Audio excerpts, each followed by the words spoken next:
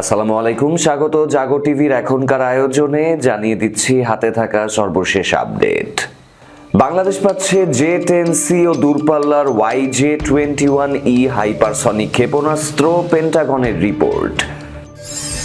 ইরানের পক্ষ নিয়ে জাতিসংঘ পারমাণবিক প্রস্তাব চ্যালেঞ্জ করল রাশিয়া ও চীন। ইরাক যুদ্ধের নজির টানল তেহরান।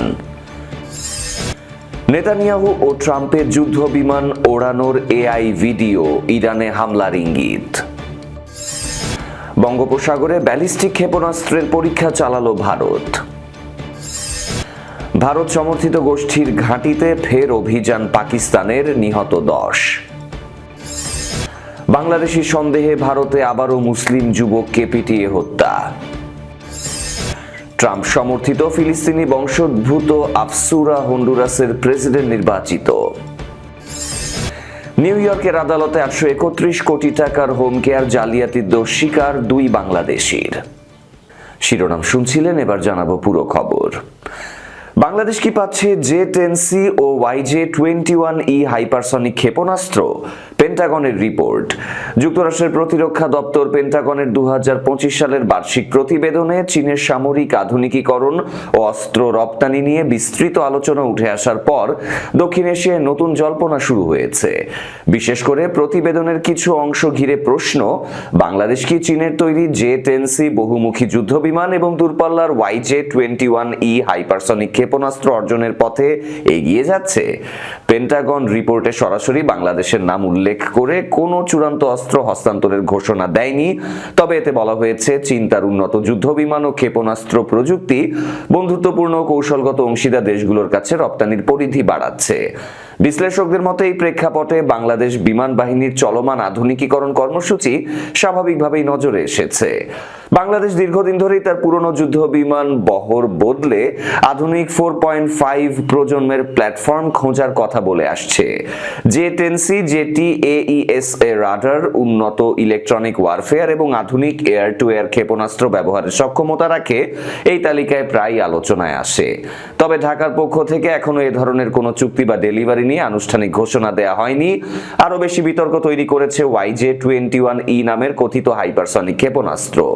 পেন্টাগন রিপোর্টে চীনের নৌ ও ক্ষেপণাস্ত্র সক্ষমতা প্রসঙ্গে এই সিস্টেমের উল্লেখ থাকলেও এটি কোন দেশকে রপ্তানির বিষয়টি নিশ্চিত করা হয়নি। সামরিক বিশেষজ্ঞরা বলছেন, এই ধরনের অত্যাধুনিক ক্ষেপণাস্ত্র রপ্তানি হলে তা আঞ্চলিক শক্তির ভারসাম্যে বড় প্রভাব ফেলতে পারে, যা সাধারণত দীর্ঘ কূটনৈতিক ও নিরাপত্তা আলোচনার পরই সম্ভব। ঢাকার কূটনৈতিক সূত্রগুলো বলছে, বাংলাদেশ তার প্রতিরক্ষা সক্ষমতা বাড়াতে চায় মূলত প্রতিরোধ ও আত্মরক্ষার স্বার্থে, আঞ্চলিক উত্তেজনা বাড়াতে নয়। অন্যদিকে চীনের সাথে প্রতিরক্ষা সহযোগিতা থাকলেও বাংলাদেশ বহুমুখী কূটনীতি অনুসরণ করে এবং বড় শক্তিগুলোর মধ্যে ভারসাম্য বজায় রাখার নীতি ধরে রেখেছে। সব মিলিয়ে পেন্টাগন রিপোর্টে নতুন করে আলোচনার জন্ম দিলেও J-10C বা YJ-21E ক্ষেপণাস্ত্র বাংলাদেশের হাতে যাচ্ছে এমন সিদ্ধান্তে পৌঁছানোর মতো নির্ভরযোগ্য আনুষ্ঠানিক তথ্য এখনো সামনে আসেনি। বিষয়টি আপাতত জল্পনা ও বিশ্লেষণের মধ্যেই সীমাবদ্ধ। ইরানের পক্ষ নিয়ে জাতিসংঘের পারমাণবিক প্রস্তাব চ্যালেঞ্জ করল রাশিয়া ও চীন। ইরাক যুদ্ধের নজির টানল তেহরান। জাতিসংঘ নিরাপত্তা পরিষদে ইরানের পারমাণবিক কর্মসূচি নিয়ে উত্তেজনার নতুন মাত্রা পেয়েছে। তেহরান দাবি করেছে, 2015 সালের পারমাণবিক চুক্তি JCPOA সংশ্লিষ্ট নিরাপত্তা পরিষদের প্রস্তাব 2231 কার্যত সমাপ্ত এবং পশ্চিমা দেশগুলো এটিকে রাজনৈতিক চাপের হাতিয়ার হিসেবে ব্যবহার করছে। ইরান সরকারের মুখপাত্র ফাতেমে মোহরজেরানি বলেন, ইরান রাশিয়া ও চীনের সাথে একমত হয়ে প্রস্তাবিত বর্তমান প্রয়োগযোগ্যতা মানে না এবং কূটনৈতিক আলোচনায় ফেরার আহ্বান জানায়। এই বক্তব্য আসে এমন এক সময় যখন নিরাপত্তা পরিষদের বৈঠক প্রস্তাব 2231 আইনি অবস্থান নিয়ে গভীর মতভেদ স্পষ্ট হয়েছে। যুক্তরাষ্ট্র ও ইউরোপীয় দেশগুলো ইরানের স্বচ্ছতা ও পরিদর্শন সহযোগিতার অভাব নিয়ে উদ্বেগ প্রকাশ করে, আর তেহরান জোর দিয়ে বলে চুক্তির বহু ধারা পশ্চিমারাই ভঙ্গ করেছে। ইরানি কর্মকর্তারা ইরাক যুদ্ধের উদাহরণ টেনে সতর্ক করেন, একতরফা চাপ ও নিষেধাজ্ঞা অঞ্চলে অস্থিতিশীলতা বাড়াতে পারে। রাশিয়া ও চীনও বৈঠকে পশ্চিমা অবস্থানের সমালোচনা করে সংলাপ ও পারস্পরিক আস্থা ভিত্তিক পথের পক্ষে কথা বলেছে। বিশ্লেষকদের মতে প্রস্তাব 2231 ঘিরে এই টানাপোড়েন পারমাণবিক কূটনীতিতে আরো জটিল করে তুলেছে। নিষেধাজ্ঞা পুনর্বহালের প্রচেষ্টা জোরালো হলে মধ্যপ্রাচ্যে উত্তেজনা বাড়ার আশঙ্কা আছে, আর সমঝোতার পথে ফিরতে হলে সব পক্ষেরই নমনীয়তা দেখাতে হবে। নেতানিয়াহু ট্রাম্পের যুদ্ধ বিমান ওড়ানোর এআই ভিডিও, ইরানে হামলার ইঙ্গিত। ইসরায়েলি প্রধানমন্ত্রী বেনিয়ামিন নেতানিয়াহু ও মার্কিন প্রেসিডেন্ট ডোনাল্ড ট্রাম্পকে B-2 বোমারু যুদ্ধ বিমান ওড়াতে দেখা যাচ্ছে এমন একটি কৃত্রিম বুদ্ধিমত্তা বা এআই দিয়ে তৈরি ভিডিও প্রকাশ করেছে ইসরায়েলি প্রধানমন্ত্রীর প্রেস অফিস। ইরানের সাথে ইসরায়েলের সাম্প্রতিক যুদ্ধের 6 মাস পূর্তি উপলক্ষে প্রকাশিত এই ভিডিওকে প্রতীকী বার্তা হিসেবে দেখছেন বিশ্লেষকদের একাংশ। ইনস্টাগ্রাম পোস্ট করা মাত্র 7 সেকেন্ডের ভিডিওতে দেখা যায় সানগ্লাস পরা নেতানিয়াহু ও ট্রাম্প একে অপরের দিকে তাকিয়ে আছেন, পেছনে যুদ্ধ বিমানের দৃশ্য। ভিডিওটির ক্যাপশনে লেখা হয়, আমাদের বিজয়ের 6 মাস। এর মাধ্যমে ইসরায়েল ও ইরান সংঘাত ও তাতে যুক্তরাষ্ট্রের ভূমিকার প্রতি ইঙ্গিত দেওয়া হয়েছে বলে মনে করছেন পর্যবেক্ষকরা। চলতি বছরের 13 জুন পরমাণু ইস্যুতে ওয়াশিংটন ও তেহরানের পরোক্ষ আলোচনার মধ্যেই ইরানে আকস্মিক হামলা চালায় ইসরায়েল। সংঘাত শুরুর প্রায় 1 সপ্তাহ পর 22 জুন ইসরায়েলের উদ্যোগে যুক্তরাষ্ট্র ইরানের 3টি পরমাণু কেন্দ্রে হামলা চালায়।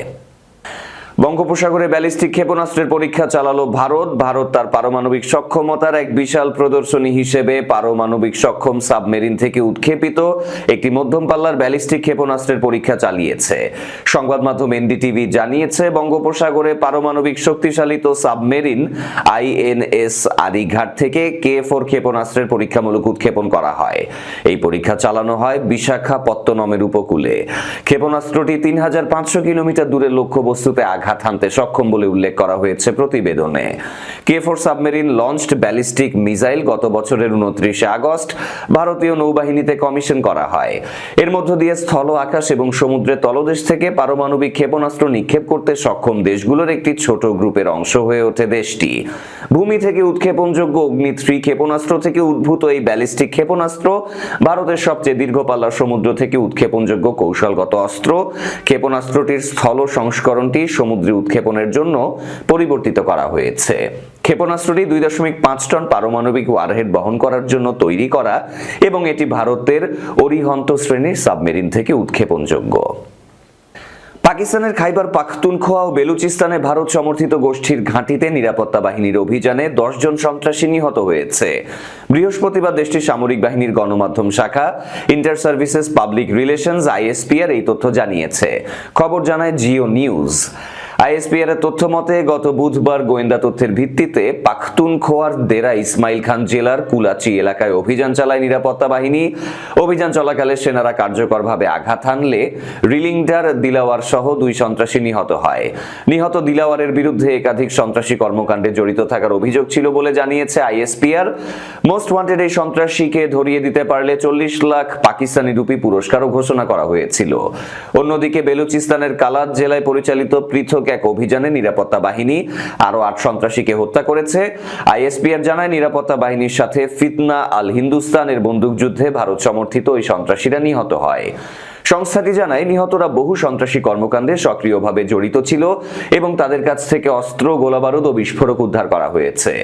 2021 সালে আফগানিস্তানে তালেবান ক্ষমতা গ্রহণের পর থেকে পাকিস্তানের সীমান্তবর্তী প্রদেশগুলো সন্ত্রাসী কর্মকাণ্ড বেড়েছে। পাকিস্তানের অভিযোগ, সন্ত্রাসীরা আফগানিস্তান থেকে সীমান্ত পেরিয়ে খাইবার পাখতুনখোয়া ও বেলুচিস্তানে হামলা চালাচ্ছে। বাংলাদেশি সন্দেহে এক মুসলিম যুবককে পিটিয়ে হত্যা করা হয়েছে ভারতের ওড়িশা রাজ্যে। পিটুনির শিকার হয়ে আরো 2 জন এখন হাসপাতালে ভর্তি। খবর জানায় BBC। রাত 8:30 নাগাদ ওড়িশার সম্বলপুর জেলায় এই ঘটনা ঘটে। সম্বলপুরের মহকুমা পুলিশ অফিসার জানিয়েছেন, আইনথাপল্লী থানার অন্তর্গত দানিপালি এলাকায় এই ঘটনা ঘটেছে। এই ঘটনায় 6 জনকে গ্রেপ্তার করা হয়েছে। নিহত ওই যুবক 19 বছর বয়সী জুয়েল রানা পশ্চিমবঙ্গের মুর্শিদাবাদের সুতি অঞ্চলের বাসিন্দা। মাত্র 5 দিন আগে তিনি বাড়ি থেকে কাজ করতে ওড়িশা গিয়েছিলেন। মারধরের শিকার তার 2 সহকর্মী বলেছেন, দুষ্কৃতকারীরা তাদের মারধর করে। তারা প্রথমে বাংলাদেশি বলে সন্দেহ করে এবং পরিচয়পত্র দেখতে চায়। পরিযায়ী শ্রমিকদের একটি সংগঠন বলছে, কেন্দ্রীয় সরকার বাংলাদেশি এবং রোহিঙ্গা ধরার যে বিশেষ প্রক্রিয়া শুরু করেছে তারই ফলশ্রুতিতে বাংলাভাষী মুসলমানরা এভাবে একের পর এক বাংলাদেশি সন্দেহে গণপিটুনির শিকার হচ্ছেন। ঘটনার বর্ণনা দিতে গিয়ে পরিযায়ী নির্মাণ শ্রমিক পল্টু শেখ গণমাধ্যমকে বলেন, জুয়েল আর বাকি 2 জন ঘরে রান্না বান্না করে খেয়ে বাইরে বেরিয়েছিলেন বিড়ি খেতে। আমাদের ঘরের একেবারে পাশে ওরা থাকতো। একদল স্থানীয় প্রথমে এসে ওদের কাছ থেকে বিড়ি চায়। বিড়ি চাওয়ার পরই সন্দেহ করে যে জুয়েলরা 3 জন বাংলাদেশি কিনা। আধার কার্ড দেখতে চায়। একজন আধার কার্ড আনতে ঘরে গেছে, এর মধ্যেই মারধর শুরু করে দেয় ওই স্থানীয় লোকেরা। মার্কিন প্রেসিডেন্ট ডোনাল্ড ট্রাম্প প্রকাশ্যে সমর্থিত ফিলিস্তিনি বংশোদ্ভূত নাসরি আফসুরা উত্তর আমেরিকা মহাদেশের হন্ডুরাসের প্রেসিডেন্ট নির্বাচিত হয়েছেন। লন্ডন ভিত্তিক আন্তর্জাতিক বার্তা সংস্থা রয়টার্সের এক প্রতিবেদনে বলা হয়, হন্ডুরাসে গত 30শে নভেম্বর নির্বাচন অনুষ্ঠিত হয়েছে। এর 3 সপ্তাহেরও বেশি সময় পর ফলাফল ঘোষণা করা হয়েছে। প্রতিবেদনে আরো বলা হয়, রাজধানী তেগুসিলাপারের সাবেক মেয়র আসফুরাকে ট্রাম্প নির্বাচনের আগে নিজের সামাজিক যোগাযোগ মাধ্যম ট্রুথ সোশ্যালে হন্ডুরাসের স্বাধীনতার একমাত্র প্রকৃত বন্ধু বলে উল্লেখ করেন এবং জনগণকে তার পক্ষে ভোট দেওয়ার আহ্বান জানান। নির্বাচনের আগে ট্রাম্প হুঁশিয়ারি দেন, আসফুরা জয়ী না হলে হন্ডুরাসে যুক্তরাষ্ট্রের আর্থিক সহায়তা বন্ধ করে দেয়া হতে পারে। একই সাথে তিনি আসফুরা ন্যাশনাল পার্টির সাবেক প্রেসিডেন্ট হুয়ান অরল্যান্ডো হার্নান্দেজকে ক্ষমা করে দেন। তাকে যুক্তরাষ্ট্রের মাদক পাচার ও অস্ত্র সংক্রান্ত মামলায় 45 বছরের সাজা ভোগ করছিলেন। ভোট গণনা বিলম্বের মধ্যে ট্রাম্প আবারও নির্বাচনে হস্তক্ষেপমূলক মন্তব্য করেন বলে দাবি করেছে রয়টার্স। প্রতিবেদনে বলা হয়েছে, কোনো প্রমাণ ছাড়াই তিনি জালিয়াতির অভিযোগ তোলেন এবং বলেন, প্রাথমিক ফলাফলে এগিয়ে থাকা আসফুরার অবস্থান বদলানো হলে ভয়াবহ পরিণতি হবে। বিশেষজ্ঞদের মতে আসফুরার প্রতি ট্রাম্পের এই সমর্থন ল্যাটিন আমেরিকায় একটি রক্ষণশীল রাজনৈতিক বলয় গড়ে তোলার বৃহত্তর কৌশলের অংশ। এই বলয়ের মধ্যে এল সালভাদোরের নাইব বুকেলে থেকে শুরু করে আর্জেন্টিনার হাভিয়ের মাইলেই পর্যন্ত নেতাদের অন্তর্ভুক্ত করার চেষ্টা করছেন ট্রাম্প। নিউ ইয়র্কের ব্রুকলিনের ফেডারেল আদালতে বাংলাদেশি বংশোদ্ভূত জাকিয়া খান ও Ahsan Ijaz adult day care ও হোম হেলথ কেয়ারের নামে 68 মিলিয়ন মার্কিন ডলার বা বাংলাদেশি মুদ্রায় প্রায় 831 কোটি টাকা জালিয়াতির দোষ স্বীকার করেছেন। ফেডারেল কৌঁসুলিদের ভাষ্য অনুযায়ী happy family adult day care এবং ফ্যামিলি সোশ্যাল অ্যাডাল্ট ডে কেয়ারের মালিক জাকিয়া খান ও আহসান ইজাজ। একই সাথে একটি ফিসক্যাল ইন্টারমিডিয়ারি প্রতিষ্ঠান রেসপন্সিবল কেয়ার স্টাফিং পরিচালনা করতেন তারা। অভিযোগে বলা হয়, ভুয়া সেবার বিপরীতে অর্থ প্রক্রিয়াজাতকরণের জন্য এই প্রতিষ্ঠানটি ব্যবহার করা হয়েছে। তাদের মালিকানাধীন ব্রুকলিন ভিত্তিক 2টি প্রতিষ্ঠানে ঘুষ ও কিকব্যাকের মাধ্যমে প্রায় 68 মিলিয়ন ডলার মেডিকেইড জালিয়াতির ষড়যন্ত্রে জড়িত ছিলেন। সম্প্রতি তিনি আদালতে হাজির হয়ে নিজের দোষ স্বীকার করেছেন। জাকিয়া খান এবং আহসান ইজাজ দণ্ড ঘোষণার সময় তাদের সর্বোচ্চ 15 বছরের কারাদণ্ডের মুখোমুখি হতে পারে। তার স্বীকারোক্তিমূলক চুক্তির অংশ হিসেবে জাকিয়া খান $50 লাখ বাজেয়াপ্ত করতে সম্মত হয়েছেন, যার মধ্যে একাধিক সম্পত্তি এবং তার বাড়িতে তল্লাশির সময় আইন শৃঙ্খলা বাহিনীর জব্দ করা $3 লাখ বেশি নগদ অর্থ, স্বর্ণালংকার পাওয়া যায়। বিচার কার্যটি যুক্তরাষ্ট্রের জেলা বিচারক নাতাশা সি মার্লের আদালতে অনুষ্ঠিত হয়।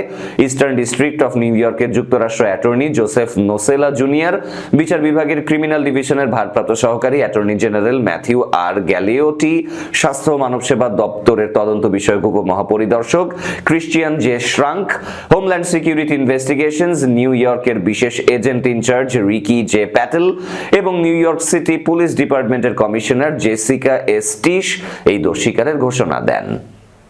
এরই সাথে শেষ করব জাগো টিভির এখনকার আয়োজন। শেষ করার আগে শিরোনামগুলো আরো একবার। বাংলাদেশ পাচ্ছে J-10C ও দূরপাল্লার YJ-21E হাইপারসনিক ক্ষেপণাস্ত্র, পেন্টাগনের রিপোর্ট। ইরানের পক্ষ নিয়ে জাতিসংঘ পারমাণবিক প্রস্তাব চ্যালেঞ্জ করল রাশিয়া ও চীন। ইরাক যুদ্ধের নজির টানল তেহরান। নেতানিয়াহু ও ট্রাম্পের যুদ্ধ বিমান ওড়ানোর AI ভিডিও, ইরানে হামলার ইঙ্গিত। বঙ্গোপসাগরে ব্যালিস্টিক ক্ষেপণাস্ত্রের পরীক্ষা চালালো ভারত।